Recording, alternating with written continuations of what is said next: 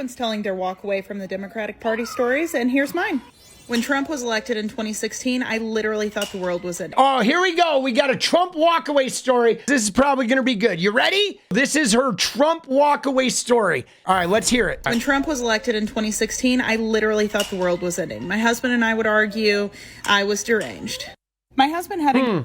Oh, she was deranged, all right? Let's look at the setup, though. Let's read between the lines. When Trump was elected in 2016, she would argue with her husband, and that was a real fucking problem. They would fight, and I'm sure her husband was trying to convince her the whole time that she was deranged. So she wasn't allowed to necessarily have her views about whatever issue she had with Trump. There was somebody in the household that was most certainly trying to convince her that she was deranged. But let's see how this goes. Encouraged me to try to do my best to listen to both sides. So for the 2020 election, I made the commitment that I was going to watch the DNC, the RNC, take in as much information that I could about both sides, make a decision from there.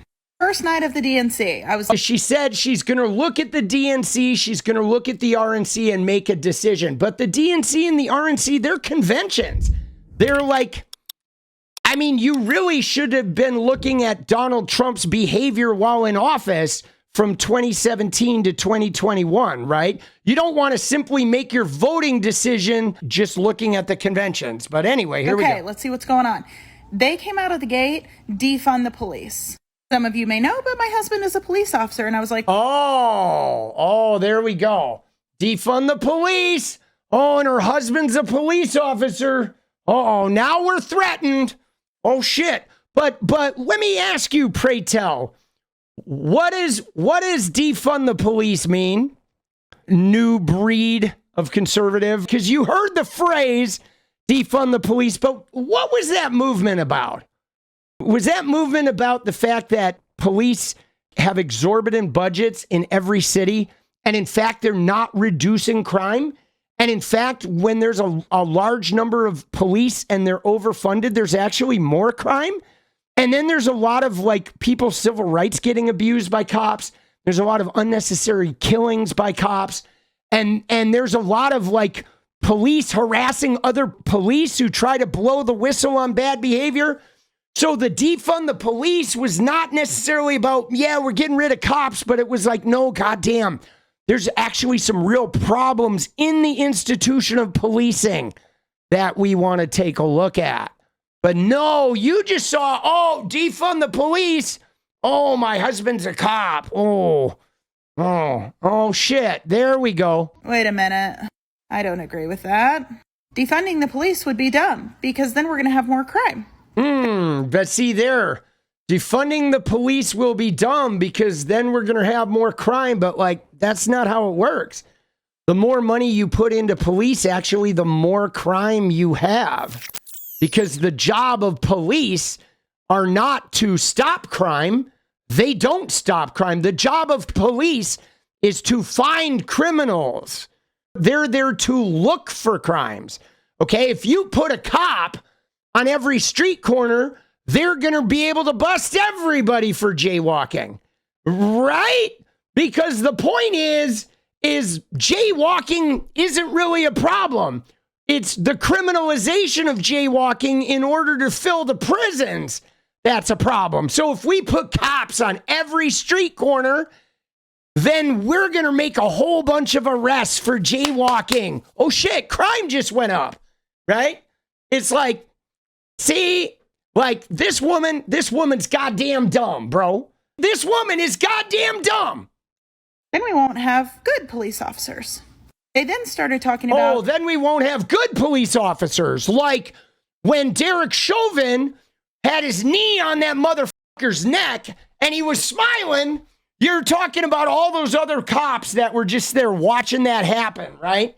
All the good cops that didn't have their knee on Derek Chauvin's neck, but just sat there and watched it and didn't do anything, didn't walk over and say, hey, Dare, why don't you take the knee off his neck? He's fucking screaming he can't breathe. You don't really need to murder this guy. Transitioning children. Weak border security. Oh, weak border Wait. won't have. They then started talking about transitioning children. Dude, what the fuck is this shit? Dude, what is she even talking about? They talked about transitioning children. Oh shit. Oh my God. Dude, I did not see the clip of the fucking 2020 election in the Democratic National Convention where they said, yeah, we're going to fucking transition some kids, bro. Holy shit.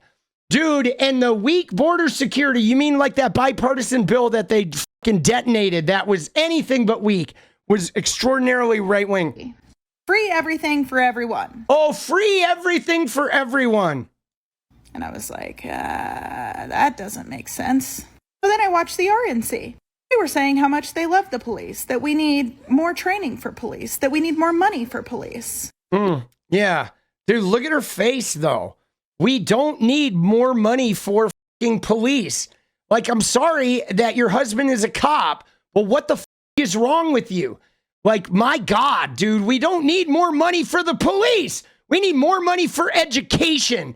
We need more money for the common good so people don't have to fucking end up homeless. You fucking idiot. You goddamn fucking moron. Jesus. Leave the kids alone. Leave the kids alone. Yeah, leave the kids alone. Quit telling them they're going to burn in hell if they don't polish the knob of a fucking non-existent God. Jesus Christ, dude. This woman was never a Democrat. Security. And I was like, I like this. So then naturally the Don was running and I started getting a kick out of watching him debate people. Oh, yeah. Yeah, there we go. So then once she had bought in that, you know, the Democrats were the evil people that were trying to harm her husband and to trans her kids and let all the illegal aliens invade, then she started looking at the racist woman abuser who's fucking toxic to everyone, and he started looking like, oh man, he's like a hero. Like she's gonna let the Don come over and finger bang her daughter. She's like, it, come on over, Don, pretend he's Ivanka for the night. Holy shit, dude. Yeah, her husband is a cop. Like, please let me vote for the felon who grabs women by the pussy and doesn't even ask. Oh my God, dude, we're only halfway through this. Like, dude, I can't even watch any more of this. Like, dude, I feel like we got to finish it, though. Because I was like, man, he really makes these people look like morons. Are they morons? Oh, dude, yeah, Donald Trump, the guy, the windmills, Hannibal Lecter, the one who said that they're giving away free sex change operations at school makes us look like morons. Oh, shit. He didn't win the election in 2020. I was like, okay. Well, I guess we'll move on with life and see what happens next time. Now, let's see what's going to happen about that little thing called the insurrection. Because he didn't win, and she's like, let's see what happens now. All right, let's see, though. We've got an insurrection coming here. Let's see. Insert the horrific Afghanistan pullout, the weak border, our economy going to ish, and, the mandatory pokes. Tons of people. Oh, my God. So she just glossed over Trump and the insurrection, the attack on the Capitol. Never even happened. Not even a mention after the loss of election. But what did she go into? She went into the economy going to shit, even though it was recovery from the fucking pandemic, which we recovered better than everyone. She's mad that they had to force a vaccine during a pandemic when you could have just taken it voluntary and then it wasn't forced. Nobody forced me to get a vaccine. I fucking got that shit. My whole family did. We were lining up for it, first in line. And she talked about Afghanistan, but she didn't talk about the Capitol insurrection. Losing their jobs simply because they didn't want to comply. And yeah, well, you know what's funny, though, is people losing their jobs. I got something funny. She talked about COVID. She talked about police. She talked about the forced vax. But here we go. Trooper Robert LeMay took early retirement in October of 2021 because he didn't want to get vaccinated. This cop, a fellow cop, just like her husband, Washington State, Dude, he resigned because he didn't want that vaccine mandate. You can't make me take the jab. Dude, he's dead. Homie died of fucking COVID. He refused to take the vaccine, retired from his job as a cop, and then he died from COVID, bro. Holy shit, bro. Dude, what is he doing, dude? What a guy. Oh my God, dude. He told off the governor, dude. Like, wow. Let's go. She probably loved that guy. That is not something I agree with. And here comes all the pro-choicers. My body, my choice. Yeah, to a certain point. And then it's just... Then our last election was rolling around, and I found myself... Dude, there's no way this woman was a Democrat. She's not pro-abortion.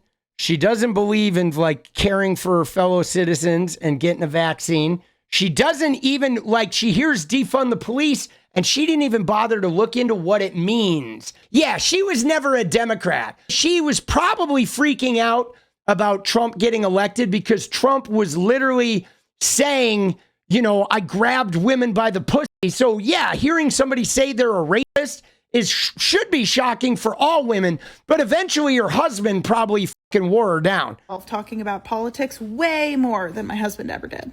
Because I was like, none of this is common sense. How are people aligning with this? Insert Kamala. And then I was like, no way people are going to vote for this woman. She is an absolute idiot. Dude, now see, there we go.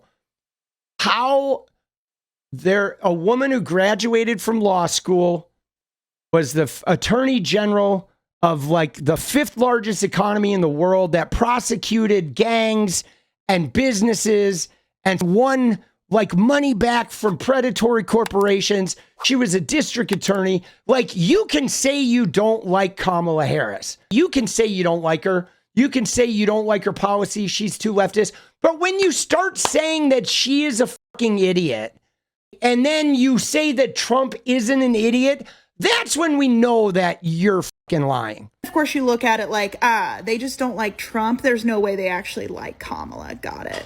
And just like I've done with the last 2 election cycles, when 2028 rolls around, I will be watching everything and make the best choice for who I most align with. Yeah, but we know that she's full of shit because she basically sucked on the knob of every right-wing talking point. Yeah, dude, Trump got worked in that debate. He was screaming about eating the pets, a lie that doesn't happen. But I gotta say, though, guys, this reminds me of somebody else that we've been covering lately. Remember, her name is Lilo Rising. I made a video about her doing her little walk away from the Democratic Party. And remember, she was saying she was blue-haired. She was like, I was a bleeding heart. But here's what I want to show you that's interesting. Because when you go and look at her posts, I want to illustrate something here with these former Democrats or whatever. Because she said she was blue-haired and she said she was bleeding heart, which is right-wing terminology.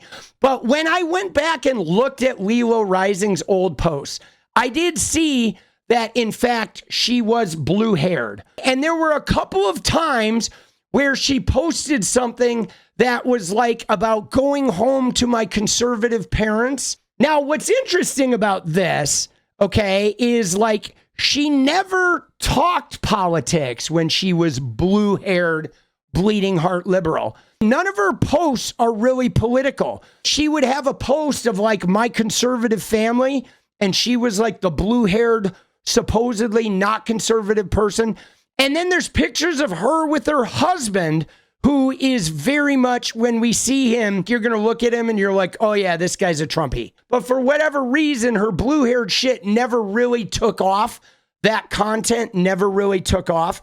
And then eventually when she started doing Trump shit, because they're so tribalist, because they consider themselves to be oppressed, once she started doing the Trump shit now, it sort of took off and gave her a following. But her husband was like a stocky, sort of like, you know, John Deere looking guy. You could see him working on a construction site or on a farm or some shit. Oh, there he is. Okay, there's her husband. There he is. So there's her husband. My point is, this girl is living in a conservative town. Her family's all conservative. So she dyes her hair blue and is like making some gasp at what she thinks being liberal is. But eventually, I imagine she got worn down by the fucking conservative husband and the conservative parents. So she was the bleeding heart, blue-haired liberal that the minute she came around to Trump, she probably got a whole bunch of acceptance. And now finally you came around. But like, again, I don't think you have to dye your hair blue to be a liberal. Liberals don't really, they're not about dyeing their hair blue. They're about dyeing themselves with education. Your whole identity is getting educated and informed. But this is what I couldn't help but thinking about when that woman who was married to a cop is talking about how she was a Democrat. She fought with her husband. Like, yeah, this is like some performative nonsense of somebody trying to resist this conservative reality that they're stuck in. And then eventually they relent. Because the reality is if you're a woman, if you believe in actual women's rights, you're not supporting the party that fucking elevates a predator like Donald Trump, who, whether you believe his criminal charges or not, he's got 20 plus credible rape accusations, and he told us he's a rapist. He said he grabs him by the pussy. Without even asking, he told us. And guess what? His administration supports Andrew Tate, another guy facing multiple human trafficking and rape accusations. And Trump is convicted of this shit in a civil trial, but he still got convicted. But Andrew Tate, they support. And he told us, Andrew Tate did, that he's a rapist and a trafficker and an abuser. He told us. They're aligned with him. They're aligned with Matt Gaetz, who is a human trafficker and a young girl predator rapist. Okay? And Donald Trump was friends with Jeffrey Epstein. Dude, these fucking guys, like, you don't believe in women's rights. You're not a Democrat. You're not a supporter of women making up lies about your children being transed. You're full of shit. Okay? These women are full of fucking shit. Okay? They're Lilo and that other fucking Democrat woman. There she is, saying she was a former Democrat. Dude, she's a fucking liar. She is a fucking liar. Now, I'm not going to say that maybe she wasn't alarmed by Trump because, yeah, the woman in her is probably like, racist. Yeah, I'm alarmed. But like, dude, she got bought in by all this shit. By her cop husband, probably her conservative area. But yeah, of course, you walked away from the Democratic Party because you're not a Democrat. You probably think you're a rib and you got to go raise those kids for your cop husband while they can go out and stop crime. Even though, goddamn, if you do even the slightest bit of education, you know that cops don't stop crime. All right, on that note, fuck you, Donnie. You fake fucking conservatives, liars, you were never Democratic bitches. Oh, shit. And we will see you tomorrow.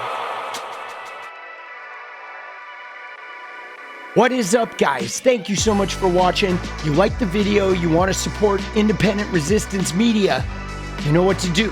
Drop that sub, hit the like button, and please share it.